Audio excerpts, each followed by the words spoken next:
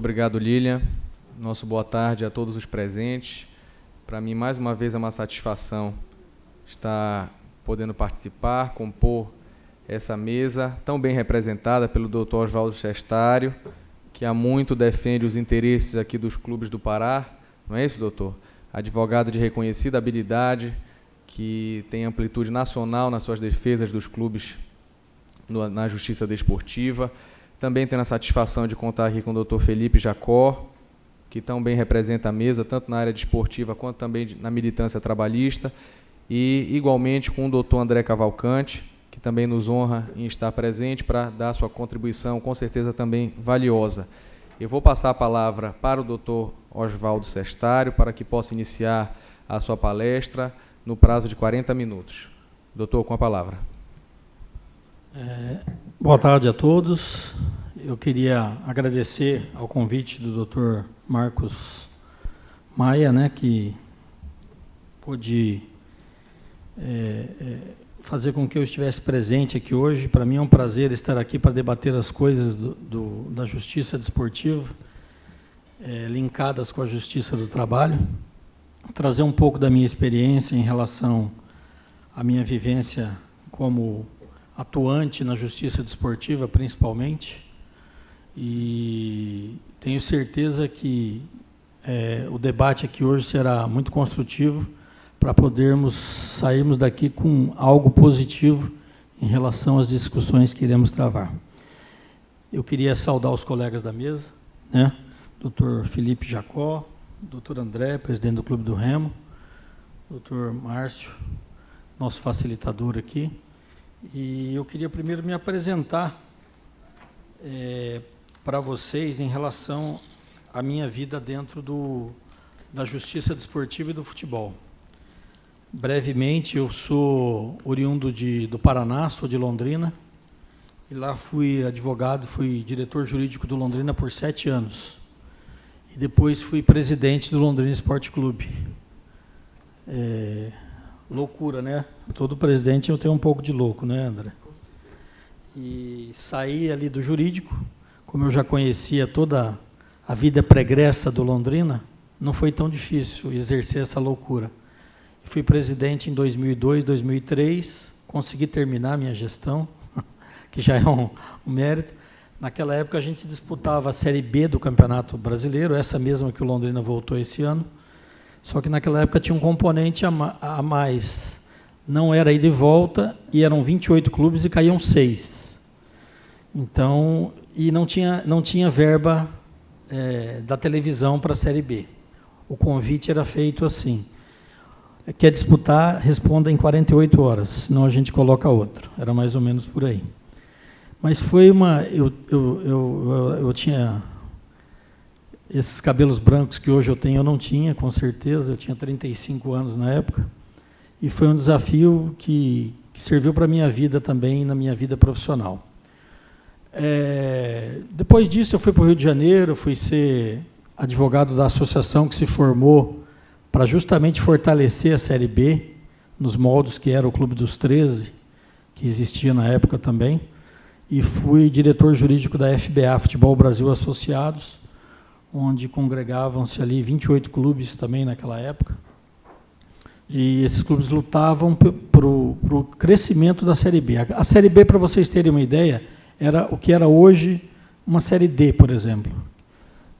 E a Série D eu ainda acho que tem uma vantagem a mais, que a CBF banca quase tudo, E na época não, na época a gente tinha uma ajuda de custo de R$3.000 para jogar fora, era o que tinha.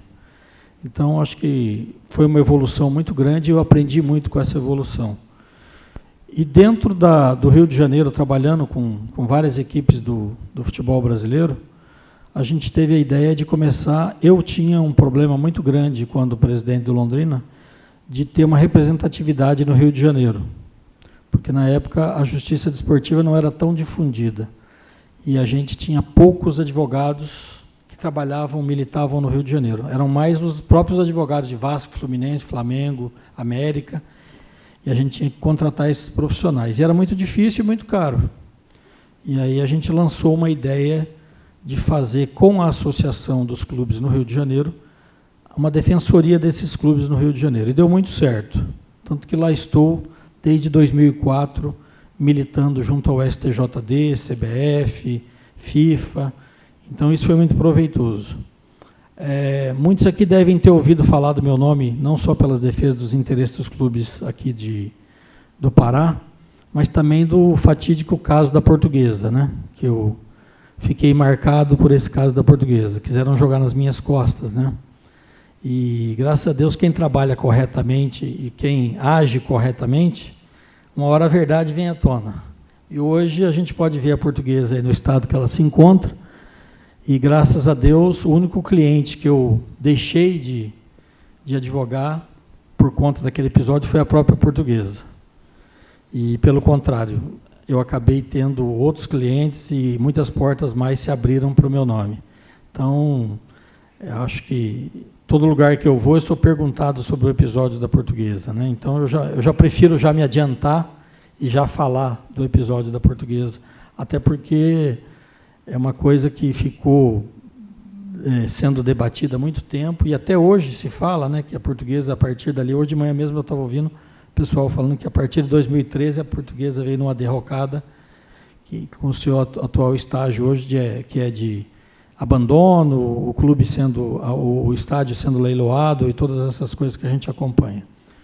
Mas a gente deu a volta por cima, acho que a verdade prevaleceu. Eu até pouco tempo atrás não tinha a convicção correta do que tinha acontecido, mas hoje eu tenho essa convicção de tudo que veio acontecendo depois, mas eu prefiro deixar que o tempo e a verdade venham à tona, para não ficar falando com isso, até porque eu tenho um processo contra a Portuguesa, e eu prefiro não ficar falando em relação ao que aconteceu. Mas essa experiência toda me deu uma vivência muito grande em relação ao que eu posso contribuir. E eu queria explicar primeiro para vocês aqui um pouco da justiça desportiva. Até estava conversando aqui com o Dr. Felipe Jacó, algumas peculiaridades em relação à justiça desportiva local aqui. Ele estava me dando alguns dados aqui, agora há pouco, a gente conversando informalmente. E é muito interessante do que acontece, talvez nacionalmente, que é um pouco diferente. A legislação desportiva, que para quem não tem essa afinidade com a legislação desportiva, ela é baseada na Constituição Federal, na Lei Pelé, no Estatuto do Torcedor e no CBJD, que é o Código Brasileiro de Justiça Desportiva. Eu vou dar aqui um en passant bem rápido sobre tudo, depois quem quiser eu posso disponibilizar isso via e-mail, o teor dessa palestra e dos slides que estão aqui, tá? Eu vou citar aqui o Álvaro Melo Filho, que é uma pessoa que há muitos anos é um entendido e respeitado jurista sobre a justiça desportiva. Ele fala o seguinte: não obstante não se configure como órgão jurisdicional, integrante do Poder Judiciário, a Constituição de 88 contemplou a justiça desportiva como um semi-contencioso administrativo e outorgou-lhe feição específica, conquanto a peculiaridades da codificação desportiva, compreendida e explicada somente para quem milita nos desportos. E aí ele tem total razão, porque eu vou me reportar mais uma vez ao caso português. O que eu vi de advogado de outras áreas naquela oportunidade falando, ou opinando, ou querendo opinar sobre o caso, e a gente via que não tinha qualquer familiaridade com o direito desportivo, que é totalmente peculiar. Até também tratávamos isso aqui agora há pouco, em relação à especificidade do direito desportivo. A Constituição Federal, no artigo 217, é ela que dá a regra geral para que exista a justiça desportiva aqui no Brasil. E aí vocês podem depois acessar o artigo 217 e ali nós vamos ter ali o regramento da justiça desportiva. A Lei 9.615, né, que é a Lei Pelé, ela fala ali na organização, ele fala em limites ao processo de julgamento das infrações disciplinares. Isso hoje já não é só limitado a processos disciplinares. Eu vou dizer para vocês depois o porquê disso. Por que não, hoje a justiça desportiva não está só limitada a processos disciplinares. Nós vamos tocar nesse assunto mais para frente. O artigo 52 também fala sobre isso, em relação à forma de atuação da Justiça Desportiva, que ela é independente, e como ela funciona. As penas do CBJD, elas estão previstas no artigo 50, ela fala em advertência, eliminação, exclusão de campeonato, indenização, que é uma coisa que eu discuto muito lá no Rio de Janeiro em relação à indenização, porque até hoje, em 13 anos atuando no STJD, eu só vi um processo que foi dado indenização. Então, assim, é um item muito pouco utilizado pela Justiça. Eu acho que talvez até com um receio de haver um conflito com as outras justiças, com a Justiça Comum, com a Justiça do Trabalho, Justiça Civil. Então, acho que é uma coisa que ainda não está muito claro em relação ao papel da Justiça Desportiva em relação a isso. Aí fala aqui perda de mando de campo, perda de ponto, perda de renda, suspensão por partida. Nós vamos falar aqui sobre as novas penas que o STJD está tentando impor aos clubes em relação à perda de mando de campo. Eu vou tecer meus comentários sobre isso também. O funcionamento, né, como funciona, os TJDs e o STJD, as comissões são 5 membros que pertencem aos referidos órgãos judicantes, como se compõe a Justiça Desportiva, né? E o STJD, as comissões são 5 membros, o pleno, o órgão superior dos próprios TJDs, são compostos de 9 membros, o mandato é de 4 anos, mais uma recondução, é para ter uma função de relevante interesse público, contraditório e ampla defesa. Isso também está na Lei Pelé. Quem faz parte desse tribunal pleno? São 2 indicados pelas entidades de administração do desporto, 2 indicados pela entidade de prática desportiva, que são os clubes, 2 advogados indicados pela OAB, 2 representantes dos atletas e 1 representante dos árbitros. Recentemente, em julho, agora, teve a eleição no STJD, e pela primeira vez foi uma eleição diferente, porque eu estou lá há 13 anos, eu já participei foi a 4ª eleição que eu participei. Teve um problema lá atrás, que o CNJ proibiu que os magistrados e membros do Ministério Público fizessem parte, e aí passou a ser uma coisa só relacionada a advogados. Praticamente todo indicado passou a ser só advogado. Isso virou uma questão muito política, porque essas indicações... tem muita gente que me pergunta, mas o auditor ganha? E tem gente que acha que o auditor ganha para trabalhar, ou para fazer, para estar lá. Não ganha nada. Ele está lá por amor ao esporte. Geralmente são pessoas que são... Todo mundo tem um clube, ou isso é inegável. Quando a gente fala também de Tribunal de Justiça Desportiva, a gente só vê o futebol, né? Mas todos os esportes, o CBJD, ele serve para todas as categorias esportivas. Desde o tiro, natação... Amanhã, por exemplo, eu vou fazer um julgamento de voleibol, lá no Rio de Janeiro. É claro que o futebol se destaca mais até pela força que tem, força de mídia que tem, e também por ter muito mais problemas do que os outros esportes, né? Você pega, por exemplo, um vôlei, é um caso aqui, outro ali, mas são coisas pequenas. E no futebol, todo dia a gente tem rodada da A, B, C, D, e é um monte de processo. Eu faço, em média, 250 processos por ano, né? Tendo aí de 400 a 500 denunciados por ano. Então, é um número muito grande de processos no futebol. E esses representantes, normalmente, são indicados por essas entidades, né? E depois existe uma escolha, uma lista tríplice, há uma série de procedimentos. E esse ano, pela primeira vez, os clubes foram ouvidos realmente. Não foi uma indicação só da CBF direto. Os clubes foram ouvidos, os clubes da Série A, somente os clubes da Série A, que acho que é uma briga que os clubes, a partir do momento que os clubes da Série B passaram a ter voto também na CBF, acho que os clubes da Série B também têm que brigar por esse direito, e passar a ser 40 clubes a discutir sobre quem seriam os seus representantes, e não apenas os 20 da A, né? O tribunal ele funciona com um presidente, um procurador-geral e sua equipe de procuradores, o advogado de defesa, que tem que ser constituído, os auditores e uma secretária. Então, eu quis dar aqui um exemplo para vocês de como funciona isso lá no Rio de Janeiro. Eu já visitei muitos TJDs também. São Paulo, Mato Grosso, Goiás, Minas Gerais, eu já fiz processos em Recife, Pernambuco, né? E a maioria tem uma certa peculiaridade, algumas diferenças, mas, regra geral, todo mundo trabalha mais ou menos dentro da mesma norma. O STJD do futebol, como funciona? O que ele julga? Aí eu fiz aqui um resumo para vocês do seguinte. Com o nosso perspectiva futebol, vamos lá falar especificamente do TJD e do STJD. Para que todos entendam melhor, é necessário um pouco de entendimento técnico. Eu já falei aqui da Constituição Federal, que baliza, né, a formação dos tribunais. Os jogadores são superiores ao Tribunal de Justiça Desportiva, que atuam nas competições de âmbito nacional, e os tribunais de justiça desportiva, que atuam nas competições estaduais.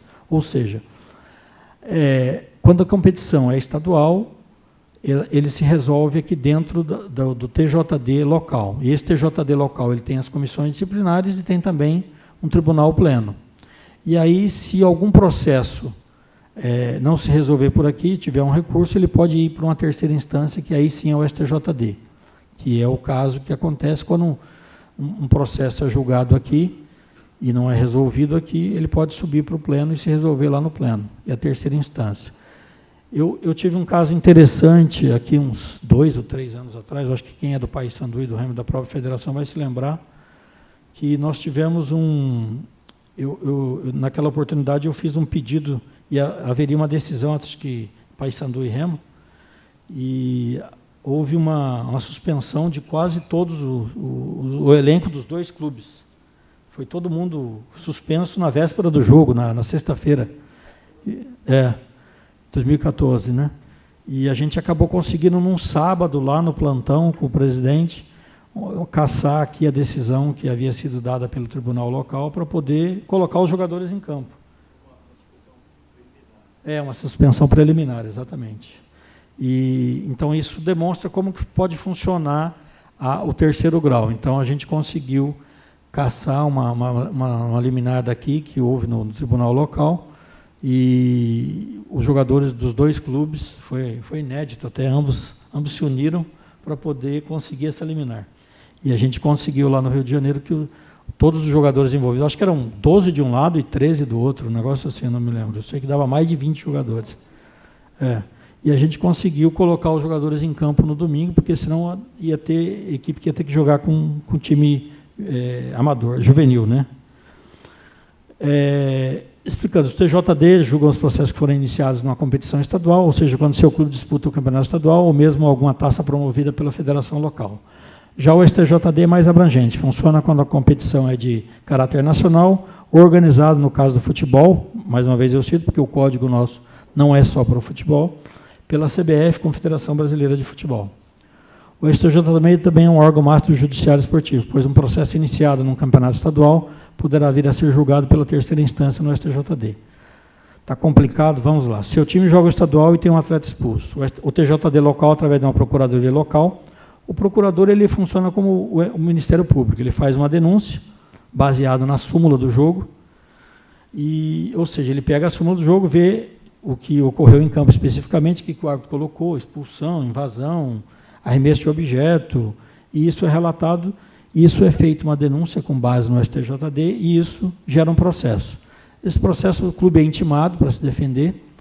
O bom da justiça desportiva são os prazos, é tudo muito célere e muito rápido. Então, é uma justiça que poderia servir de exemplo nesse aspecto para a nossa justiça comum, né? Acho que e ela tem um prazo máximo de 60 dias para resolver um processo. Se bem que lá no Rio de Janeiro eu já tive caso que passou de 6 meses, diga-se Paysandu e Brasília, para definir quem ia para a Copa Sul-Americana. E o processo se arrastou por longos 6 meses.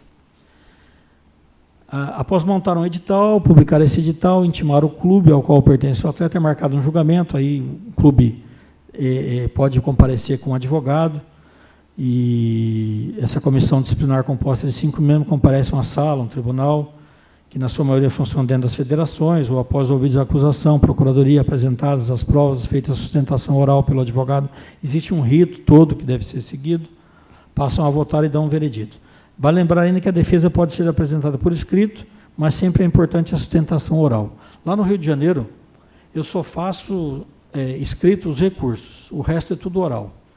Até porque, às vezes, a gente faz algum memorial quando o caso requer assim, uma importância maior, mas porque a gente já tem uma prática que o pessoal não lê. Então, não adianta. O que vale são os 10, 15 minutos. Quem já esteve lá no Rio de Janeiro, acho que o André já sustentou lá, o que vale lá é a sustentação oral no momento ali. E muitas vezes você não consegue nem ter atenção naqueles 10, 15 minutos. Então, é uma coisa que a gente aprendeu na prática, mas que a defesa escrita também vale. Mas, repito, o que vale mesmo é a sustentação oral, até pela celeridade, que é um dos princípios que regem a justiça desportiva. Cada modalidade tem seu próprio STJD, assim, diferentemente dos tribunais ordinários, não existe um superior tribunal único. A composição dos tribunais de justiça desportiva está prevista na Lei Pelé. Perante cada superior tribunal, o superior pode existir tantas comissões disciplinares quanto se fizerem necessárias. Então, é uma modalidade de justiça que ultimamente está muito em voga, e ela, sim, ela funciona muito bem nessa parte prática de celeridade, né? O acesso à prática desportiva é um direito social que se encontra na Constituição, repito novamente, né? A Constituição que dá a base para isso. O que é uma denúncia, como ela se inicia, eu já mencionei aqui, que é uma parte da engrenagem que começa lá na súmula do jogo, o árbitro, a partir do momento que ele relata alguma coisa na súmula do jogo, ou pode ser também, o código permite isso, aquilo que passar despercebido do árbitro em campo, e houver uma imagem, pode haver uma denúncia. A gente cita aqui até o caso da Copa do Mundo, do atleta lá do Uruguai, do centroavante lá, Soares, né? Que o juiz não viu o que ele tinha feito, mas acabou sendo punido pela mordida que ele deu lá no outro atleta. E isso ocorre muito também no STJD. Até existe uma grita geral muito dos clubes da Série A, porque normalmente a Procuradoria só faz denúncia de imagem de clubes da Série A. Muito difícil algum clube da Série B sofrer uma denúncia por imagem. Só mesmo quando um caso assim extrapola muito e vira notícia nacional é que eles acabam fazendo. Mas normalmente quando um jogador, um atleta lá, recentemente, aquele atleta do lateral, agora está até na seleção do Corinthians, o lateral direito, Fagner. Obrigado os ajudadores aí, que é tanta informação que a memória vai falhando. O Fagner, ele deu uma entrada, o Weber Roberto Lopes, que era o árbitro do jogo, mandou o jogo seguir, e o Ederson do Flamengo sofreu uma contusão, e a Procuradoria denunciou o Fagner só pelas imagens. E o Weber Roberto Lopes não tinha nem marcado, acho que nem marcou falta, se eu não me engano. E, a princípio, o Fagner foi suspenso em primeira instância, e depois o Corinthians recorreu, e foi mantida a punição dele perante o STJD, mas ele conseguiu, acho que, converter em uma pena alternativa, o que é uma coisa muito interessante também que eu vou falar, e que está tendo uma força muito grande também com essa nova gestão do STJD. Eu fiz aqui uma menção sobre um caso de delegado especial da partida. Uma vez eu tive um caso lá, recente até agora, que a Procuradoria denunciou o delegado da partida, e denunciou os árbitros, e denunciou o delegado especial. E eu fui fazer a defesa do delegado especial da partida, que era um delegado lá do Paraná, Afonso Vitor de Oliveira. O Afonso até da minha época, que eu fui dirigente do Londrina. E o delegado especial da partida, ele não participa de nada. Ele está lá para ver o jogo e depois fazer um relatório em relação à conduta do árbitro. E a maioria dos jogadores, em primeira instância, não sabiam, e eu tive que fazer uma prova dessa função, até o Juliano Bozano, que foi um ex-árbitro, que hoje está na Federação Mineira, me ajudou e mandou uma declaração. Eles suspenderam o julgamento para que eu fizesse essa prova de que o delegado especial ele não participa ali do que ocorre dentro do jogo, ele não tem qualquer... Porque havia, segundo a denúncia, havia uma questão de que não havia sido feito um relatório completo do que tinha acontecido na partida. E o delegado especial da partida não tinha nada a ver com aquilo. Então, assim, às vezes, hoje em dia, isso está mudando lá também, e eu acho que é sempre por isso que é importante a informação, está sendo levado para os auditores que assumiram agora, quais são as funções de cada um, para que eles possam julgar sabendo o que um e outro faz e qual é a função de cada um. Ainda na súmula encontramos os cartões amarelos, vermelhos, gols, demais anotações pertinentes ao fato, podendo haver ainda um relatório complementar, caso haja necessidade. Isso pode ser feito pelo árbitro dentro do prazo, né? Essa súmula é encaminhada para a CBF, no caso dos campeonatos brasileiros ou patrocinados pela CBF, no caso Copa Verde, Copa do Nordeste, para as federações, nos casos estaduais, ou patrocinado pelas federações.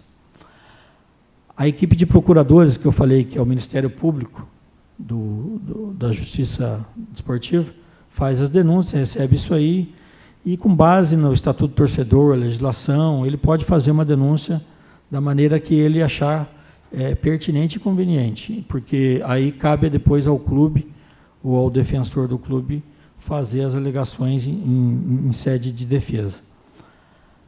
Após isso aí é feita a distribuição, esses processos vão, aí eu cito aqui a questão de um cartão vermelho, eu acho que isso aqui não tem tanta relevância, mas depois eu posso passar para vocês, até para poder, quem quiser se aprofundar um pouquinho no assunto, em relação a como que acontece, desde o nascedouro do processo até o seu julgamento.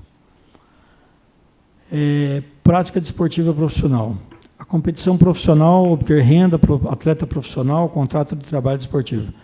Eu estou correndo um pouquinho aqui porque a nossa meta aqui é confrontar um pouco a justiça desportiva com a justiça do trabalho. Então, por isso que eu quero chegar nesses aspectos em relação à justiça do trabalho também.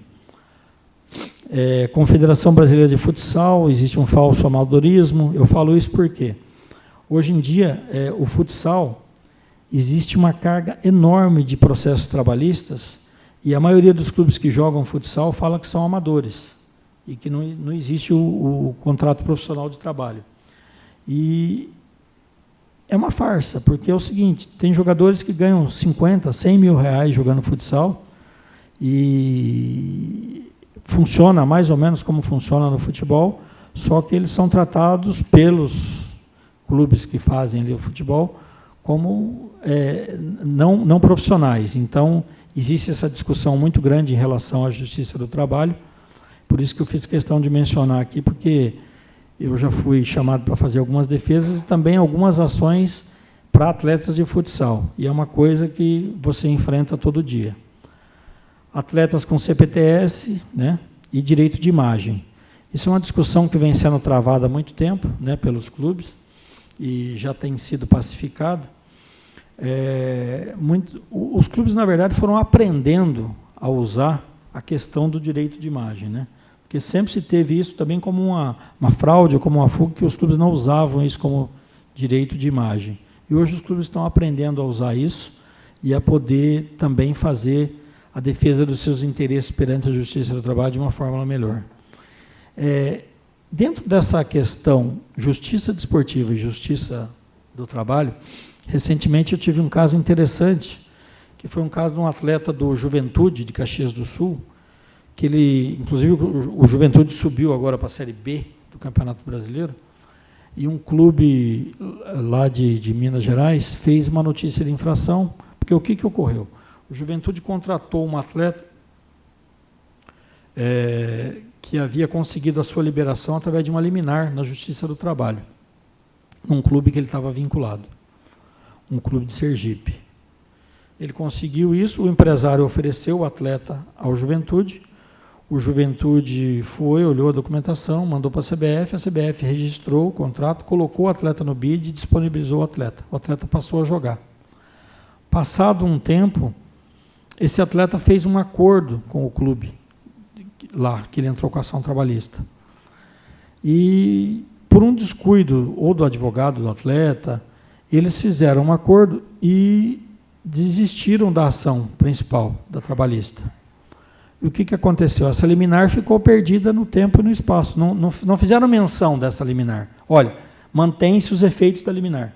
Não tem isso nos autos. Apenas fez um acordo e acabou o processo. E o jogador estava no bid, estava jogando, e o Juventude não era parte no processo. Então, quer dizer, o que aconteceu? Aí o Juventude eliminou o São Paulo da Copa do Brasil e, ao mesmo tempo, subiu para a Série C, no mata-mata ali. Para a Série B. Então, o clube o Tombense questionou isso perante a Justiça Desportiva. Olha, o jogador não tem condições regulares de estar atuando. Ele não tinha condições, porque essa liminar, ela deixou de existir. Foi feito um acordo. Aí, o que acontece? O Juventude não era parte no processo. O Juventude demonstrou que não teve ciência desse acordo. O Juventude demonstrou que não sabia. A CBF não sabia. Porque a partir do momento que a CBF foi intimada, aí a CBF comunicou ao Juventude, olha, essa liminar deixou de existir. Então, quer dizer, essa relação da Justiça do Trabalho com a Justiça Desportiva, ela é muito importante nesses aspectos. Por quê? A regularidade de um jogador de futebol, ela passa pela regularidade do seu contrato profissional. Quer dizer, o principal qual é? É o contrato de trabalho. E o acessório acompanha o principal. Isso é uma regra que a gente aprende lá no primeiro ano da faculdade. Então, o que acontece? Nesses casos, o clube, hoje os jurídicos dos clubes, têm que estar muito atento em relação a isso, porque você pode estar numa relação perfeita, juridicamente perfeita, e de repente você ter um problema dentro da Justiça Desportiva, e você vir a perder um trabalho de um ano inteiro, perder uma classificação de uma Copa do Brasil, que premia muito bem os clubes, ou mesmo de um acesso para uma Série B. Então, isso é muito grave e, dentro daquilo que eu falei, Justiça Desportiva e Justiça do Trabalho, não fica só baseado naquilo que eu falei ali da indenização. Então, hoje os clubes têm que se atentar muito. O ano passado, com a inclusão após o Profut, né, foi incluído no regulamento geral das competições da CBF a obrigatoriedade dos clubes de manter os salários dos seus jogadores, dos seus profissionais, das pessoas que trabalham no clube em relação a estar em dia com esses salários, né? Apesar de haver toda uma benesse para o clube, inclusive o clube, mesmo depois de denunciado, ele ainda tem um prazo para pagar, mas os clubes, às vezes, se colocam numa situação financeira tão complicada. Eu venho agora de uma situação onde o Santa Cruz do Recife sofreu uma notícia de infração no STJD, o pessoal querendo, da FENAPAF, querendo que o clube fosse denunciado e até fosse excluído da competição da Série A e até mesmo da Série B, que ele já estava virtualmente rebaixado, por conta desses débitos, né? E a gente conseguiu até matar essa questão na questão da representatividade da FENAPAF. Até a gente estava comentando esse caso agora há pouco aqui também. Mas é uma coisa que os clubes hoje precisam estar ligados, né? Estarem ligados em relação a isso.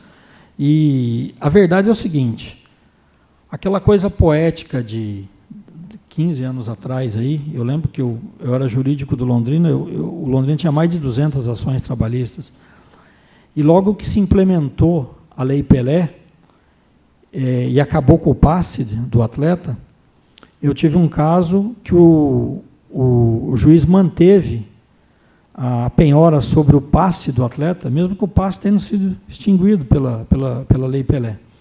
E eu lembro que eu fui conversar com o juiz do trabalho, e essas mudanças, elas são lentas em relação até o judiciário,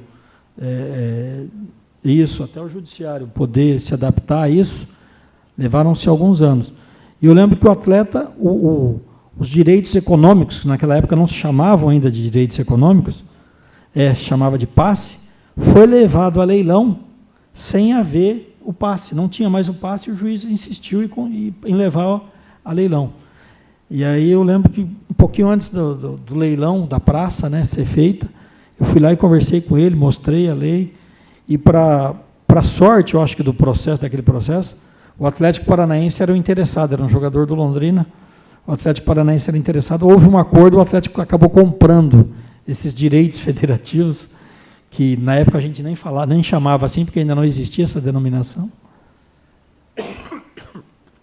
Mas essas alterações, a lei geral agora do esporte que está vindo aí, fala em muitas alterações, né, que a gente tem que esperar um pouco para ver.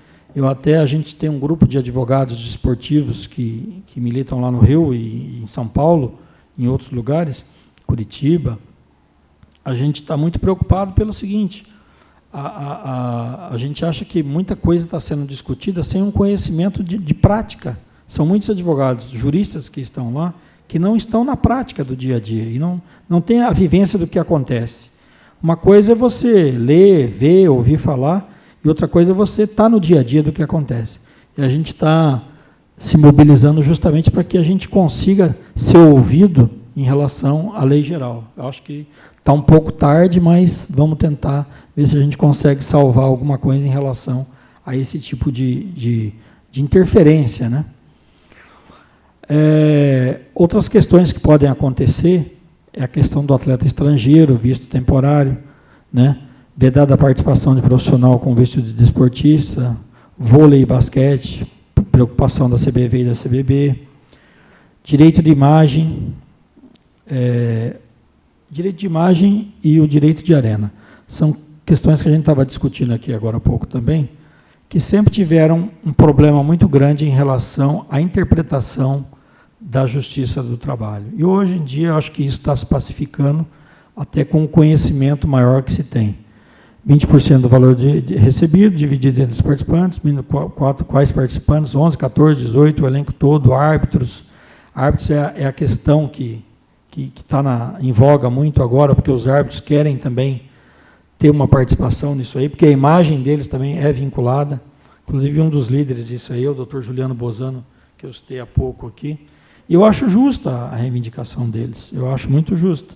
Acho que todos que participam do evento, porque o futebol é um business, né? Um business que movimenta muito dinheiro. Acho que a participação dos árbitros também tem tudo a ver em relação a isso. Mas o grande problema é qual? Em que entidade, porque o árbitro, na verdade, ele não é empregado das federações, ele não é empregado da CBF. Então, no meu modo de ver, alguém tinha que assumir isso. E quem que vai assumir esse ônus, né? Então, é muito complicado isso. É uma discussão que vem se arrastando já há alguns anos, mas que eu acho que a solução está longe ainda de vir. E isso passa pela crise que a gente tem nas arbitragens. Aí, todo ano a gente fala que o campeonato está manchado. A gente ouve falar, né? Esse campeonato está manchado. Ano passado, o do Corinthians estava manchado. Esse ano do Palmeiras está manchado. Então, assim, essa crise na arbitragem passa muito por aí. Eu na minha longa carreira aí de esportista, advogado de esportista, eu já advoguei para árbitro também. Então, eu conheço um pouquinho do lado deles. É muito complicado. Eu posso dizer que é o lado mais fraco da relação. Então, assim, eu hoje, quando eu subo numa tribuna e vejo a maior besteira que um árbitro fez, ainda assim eu tenho um pouquinho de consideração ao que é feito numa súmula, mas não deixo de bater, é claro. Mas a gente acaba tendo um pouquinho de complacência com os árbitros, porque a gente sabe que eles não são profissionais, eles dependem de outras fontes de renda, dependem de trabalhar em outros lugares, então é muito complicado analisar isso. O direito de imagem é considerado por muitos doutrinadores como parte integrante dos direitos da personalidade. É o direito indisponível, imprescritível e vitalício. Conceito: é o direito de nenhum indivíduo ver seu retrato exposto em público ou mercantilizado sem o seu consenso. E o de não ter sua personalidade alterada material ou intelectualmente, causando dano à sua reputação.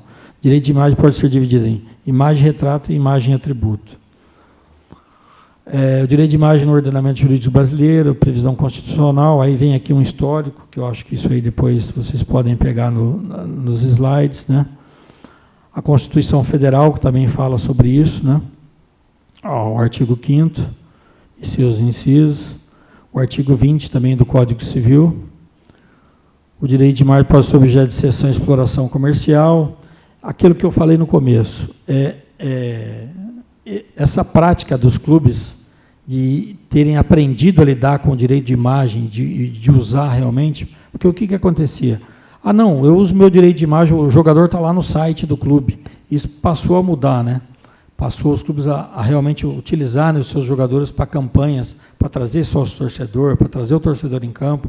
Isso sim configura o direito de imagem que está acoplado ao contrato de trabalho. E aí os clubes conseguem ter um melhor aproveitamento disso e demonstrar que realmente eles usam a imagem do atleta em prol e benefício do clube. Até nós estamos enfrentando agora, não tenho dúvida que muitos atletas profissionais vão enfrentar, a Receita Federal. Vocês podem ter visto aí que atualmente o Guga, o nosso tenista, passou por um problema muito grande, porque ele dava notas como pessoa jurídica, né? Dos seus ganhos, dos seus prêmios, tudo, ele dava nota como pessoa jurídica. E a Receita Federal está caindo matando em cima disso. E isso é uma preocupação que os atletas que ganham um pouco a mais aí, que a gente está falando aí talvez de um grupo mais seleto, mas hoje um jogador que ganha acima de 50 mil reais, ele já pode começar a se preocupar em relação a isso, porque muitos deles dão nota fiscal na pessoa jurídica, e isso vai se tornar um problema também para ele na questão tributária. Então, é uma questão aí que está vindo, e a gente tem notícia de que a Receita Federal vai cair muito forte em relação a isso. Cita-se aí o caso do Guga, o tenista, né? E os jogadores profissionais vão passar por isso também. Aqui falando do contrato de licença de uso de imagem, que é uma alternativa que os clubes têm para poder também um pouco escapar dessa carga tributária muito grande que e eu acho que de uma maneira lícita, desde que se use realmente a imagem dos atletas, e muitos clubes hoje têm feito isso com esmero, eu acho que é válido e sou favorável à tese de que não mais se frauda a Justiça do Trabalho em relação a isso. Aqui falando da fraude, né, que muito se caracterizou por muito tempo, que era para fugir da carga tributária pesada, que é da Justiça do Trabalho. As posições distintas, né, entre o contrato de imagem e o outro, né, que existia, da CLT, em relação a... Tem clubes de futebol hoje no Brasil que coloca tudo na carteira. O Coritiba mesmo é um deles. O Coritiba não usa contrato de imagem. O Coritiba coloca 100% o que o atleta ganha. É complicado, porque o clube paga uma carga muito grande e a gente vê talvez o reflexo disso até em campo, nas contratações, porque existe uma diferença muito grande que um dinheiro que o clube talvez pudesse usar para talvez contratar um jogador mais qualificado e não faz porque ele tem um limite baseado até naquela carga tributária que ele tem. Direitos federativos e direitos econômicos. Recentemente também a FIFA lançou a normatização em relação a isso, porque o que acontecia? Esses direitos federativos e direitos econômicos, como eu falei do passe aqui agora há pouco, ele foi lá atrás, não existiam esses termos, e aí a gente foi se adaptando, o juridiquês, né, foi se adaptando a ele, né, o que passou a ser, não tem mais passe. Mas eu tenho um jogador aqui que tem um contrato comigo por 5 anos, se você quer tirar ele do meu clube, você vai pagar multa ou você vai me pagar um direito econômico aqui desse atleta. E muitas vezes isso passou a ser fatiado, esse direito econômico passou a ser fatiado